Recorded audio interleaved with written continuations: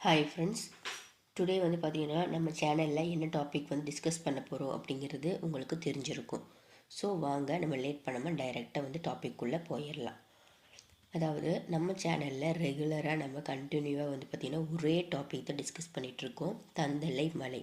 So அதில் தந்தலை மலை குகையில் வந்து இருக்கக்கூடிய சின்னங்கள்லாம் நிறைய இருக்கும். இப்போ பாறைகள் குகைகள் எடுத்துக்கிட்டிங்கன்னா மலையில் அதிகமாக இருக்கும்.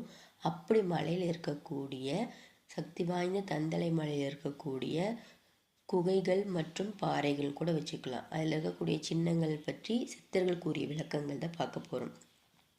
இப்போ நீங்கள் தந்தலை மலைக்கு போகிறீங்க அப்படின்னு வச்சுக்கலாம். போகும்போது நீங்கள் ஒரு குகைக்குள்ளே போகிறீங்க, இல்லை குகையை பார்க்குறீங்க அப்படிங்கும்போது அதில் வந்து என்னென்ன சின்னங்கள் வந்து இப்போ நீங்கள் பார்க்குறீங்களோ, இப்போ நான் சொல்கிற டீட்டெயில்ஸை வந்து நீங்கள் அப்படியே இமேஜின் பண்ணிக்கோங்க. ஓகேவா?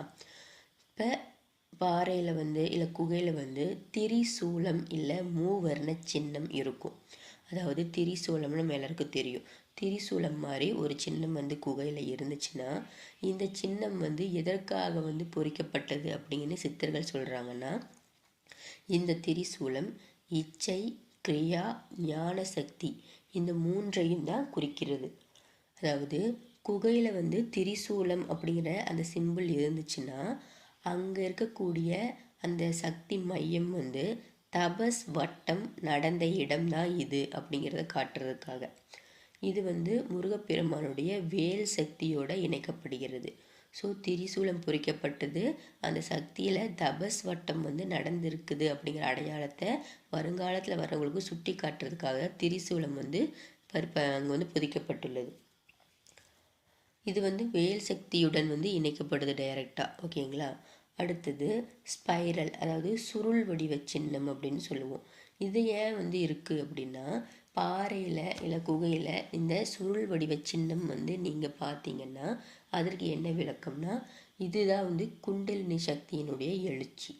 அதாவது குகை அப்படிங்கிறத பார்த்திங்கன்னா ஒரு பூமியினுடைய கர்ப்பம் அப்படின்னு வச்சுக்கலாம். அதில் வந்து இந்த சின்னம் வந்து இருந்துச்சு அப்படின்னா அந்த இடத்துல சித்தர்களுடைய பிராண சக்தியை வந்து அவங்க சுழற்றி சுழற்றி தபம் செய்ததாக அந்த சின்னம் வந்து விளக்குது. இப்போ திரிசூலம் பொறிக்கப்பட்ட இடத்துல வந்து தபஸ் வந்து நடந்திருக்கும். இந்த சுருள் வடிவ சின்னம் இருந்துச்சு அப்படின்னா சித்தர்கள் அவங்களுடைய பிராண சக்தியை வந்து சுழற்றி சுழற்றி தபம் செஞ்சுருப்பாங்க அப்படிங்கிறது தான் அந்த சிம்பிள் வந்து குறிக்குது. அதாவது இந்த சின்னம் வந்து ஆதி அந்தம் இல்லாத ஒரு பிரபஞ்ச ஓட்டம், அதாவது ஓம் நாத குறியீடு அப்படின்னு நம்ம சொல்லலாம். அடுத்தது பாம்பு வடிவம் இருக்குது அப்படின்னது. பாம்பு வடிவம்